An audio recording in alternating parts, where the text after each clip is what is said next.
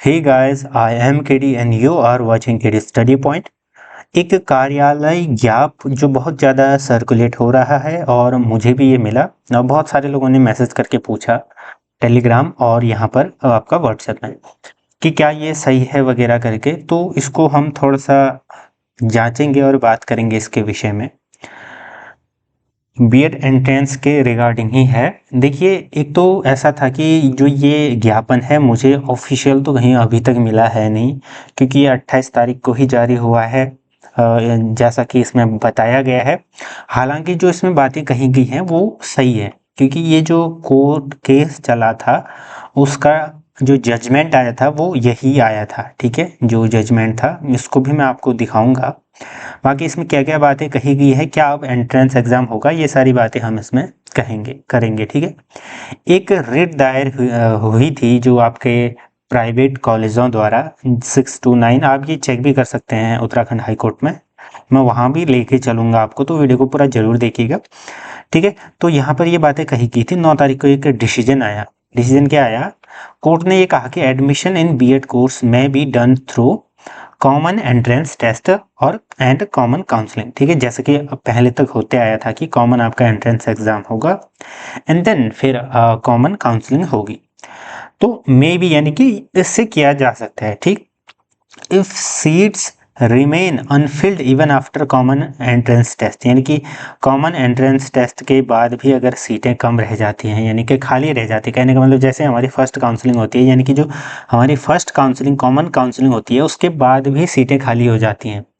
Remaining seats में be filled from the candidates that appeared in a common entrance test in order of merit based on waiting list.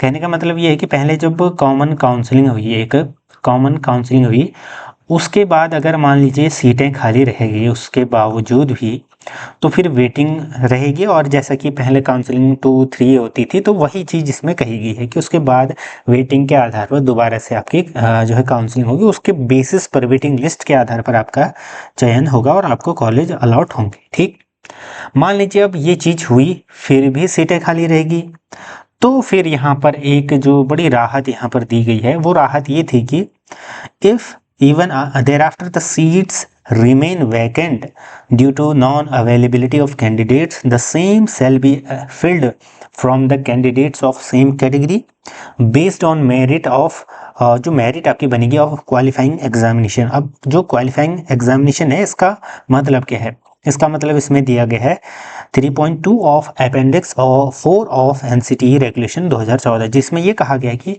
अगर आप form भरते time जो आपकी eligible होती है, कहने का मतलब जो एलिजिबिलिटी आप फॉर्म भरते टाइम पॉजेस करते हो, जैसे 50% इन यूजी और पीजी, अगर आपके पास यूजी और पीजी में 50% है तब भी आपको एडमिशन दिया जा सकता है किसके? मेरिट के आधार पर। यानी कि जैसे सेम कैटेगरी, जैसे जनरल की सीट मान लीजिए खाली है किसी प्राइवेट कॉलेज में, तो जनरल वाले जो पहले तो ये सारी प्रोसेस होंगी, पहले कॉमन काउंसलिंग फिर वेटिंग फिर काउंसलिंग वाले, तो जब इसके बाद भी सीट खाली रहेगी तो जो उसी जनरल कैटेगरी में जो अन्य हैं जो सिर्फ इस एलिजिबिलिटी को पार करते हैं, कहने का मतलब 50% उनकी किस में है? यूजी या पीजी में है, तो उनको भी एडमिशन दिया जा सकता है। फिर उनकी मेरिट बनेगी दोबारा से आवेदन मांग के और मेरिट के आधार पर उनका चयन हो जाएगा।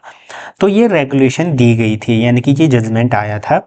ठीक है, पहले क्या हुआ था कि जो मान लीजिए आपका रिजल्ट बीएड एंट्रेंस में एक क्राइटेरिया होता है कि आपको इतने मार्क्स लाने, इससे कम थे तो आपको एडमिशन नहीं दिया जाता था। ठीक है, यानी कि आपको पास होना पड़ता था उसमें। लेकिन अब इस जजमेंट के बाद इसमें यह है कि आप अगर वो इन सारी अहर्ताओं को पार करता है, उसने एंट्रेंस में पास नहीं भी हुआ या नहीं दिया, तो भी वो एडमिशन लेने के लायक होगा। ठीक है, सिर्फ इतनी सी बात इसमें कही गई है। बाकी एंट्रेंस के संबंध में कोई भी बात नहीं कही गई है कि आपका इतने तारीख से है या होगा या नहीं होगा, क्योंकि ये जब ऑर्डर आएगा उसके बाद ही पता चलेगा। तो यहाँ थोड़ा सा संभावनाएं बढ़ जाती हैं कि क्या एंट्रेंस भी हो सकता है, तो हो भी सकता है।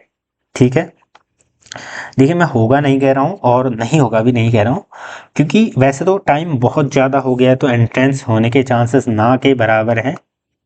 बट देखिए जो भी सिनेरियो बनता है तो आपको चैनल के थ्रू बता दिया जाएगा। अब मैं इसकी ऑफिशियल वेबसाइट यानी कि आपका हाई कोर्ट वाली वेबसाइट में लेके चलता हूँ। जहाँ पर ये ऑर्डर पड़ा हुआ है। देखिए मैंने बहुत सारी जगह इसके लिए सर्च किया, हायर एजुकेशन में, और भी बहुत सारी चीज़ें मैंने चेक करी, लगभग बहुत टाइम लगा मुझे, तो यहाँ पर मुझे ये कोर्ट केस मिला। ठीक है, पूरी लिस्ट खंगाली, तो ऑथेंटिक चीज़ें मैं यहाँ पर आपको बता रहा हूँ। बाकी आप चैनल की मेंबरशिप ले सकते हैं अगर आप मुझसे जुड़ना चाहते हैं। कहने का मतलब व्हाट्सएप ग्रुप में, प्रीमियम ग्रुप में जुड़ने के बाद अगर पर्सनली कांटेक्ट करना चाहते हैं किसी भी संबंध में, तो आप जुड़ सकते हैं। उसका प्रोसेस मैंने बता रखा है। चैनल ज्वाइन करोगे एंड देन स्क्रीनशॉट भेज करके मुझे मैसेज करोगे। ठीक, तो यहाँ पे देखिए यही ऑर्डर जो उसमें बातें कहेंगे, सब ऑर्डर इसी में लिखा हुआ है। ये जो ऑर्डर है पूरा मैं आपको दिखा देता हूँ। रविंद्र आपका मैथानी जी ने, जो हमारे जस्टिस साहब हैं, उन्होंने ये ऑर्डर दिया था, जो भी जजमेंट दिया था। ठीक है, तो ये सारी बातें इसमें कही गई हैं जो मैंने अभी आपको बताई, बस वही चीज़ें हैं, पूरी चीज़ें उसमें लिखी गई हैं।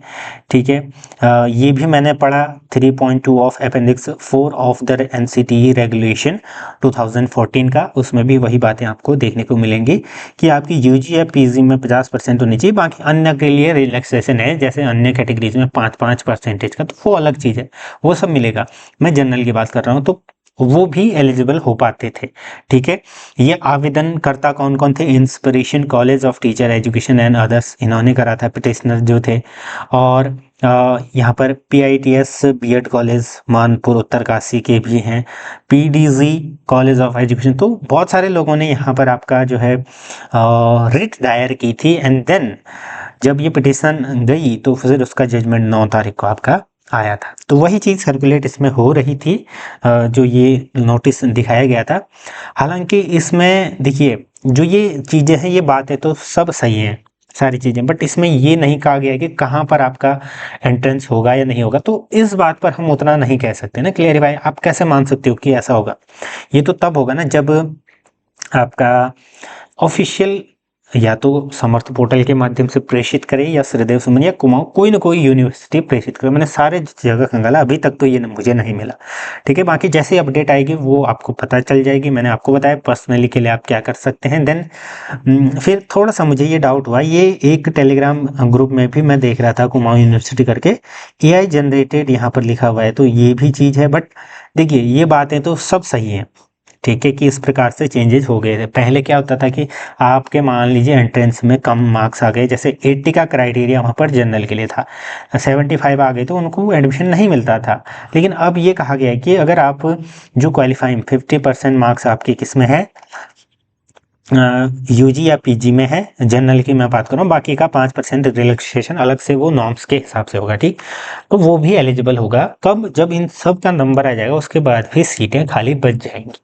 ठीक है, तो ये था। बाकी देखिए कोई भी अपडेट आती है तो आपको जल्द से जल्द बता दिया जाएगा। चैनल से, टेलीग्राम ग्रुप से और व्हाट्सएप ग्रुपों से आप जुड़ जाइएगा। ठीक, बाकी अच्छी इन्फॉर्मेशन आपको हमेशा यहाँ पर दी जाती है। धन्यवाद।